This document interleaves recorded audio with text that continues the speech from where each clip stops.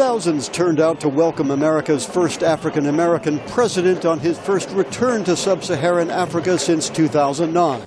At the presidential palace in Dakar, Mr. Obama and First Lady Michelle were welcomed by Senegalese President Macky Sall and his wife Marine. Bilateral talks covered a range of issues, from U.S. support for Senegal's democracy and infrastructure to joint security.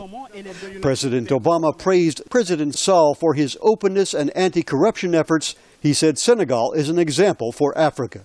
It's moving in the right direction with reforms to deepen democratic institutions. And as more Africans across this continent stand up and demand governments that are accountable and serve the people, I believe Senegal can be a great example.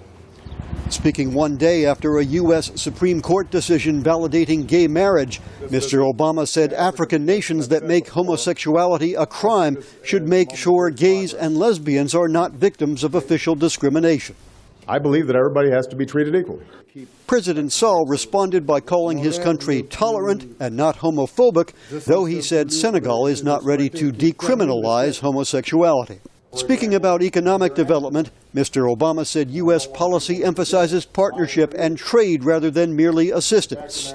President Sall said Africa needs good governance to make use of its resources. We have tremendous natural resources. We have a lot of human resources. We need infrastructure to accompany the development of all of these resources. But all this in the context of good governance. Otherwise, these resources will be in vain.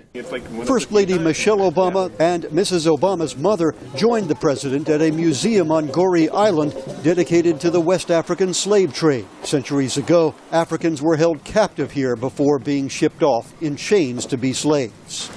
Mr. Obama said the tour here was a powerful moment that reminded him about the importance of human rights. And I think more than anything what it reminds us of is that we have to remain vigilant.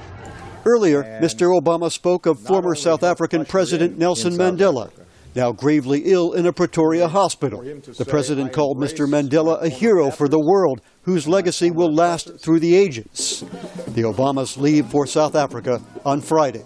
Dan Robinson, VOA News, with President Obama in Dakar, Senegal.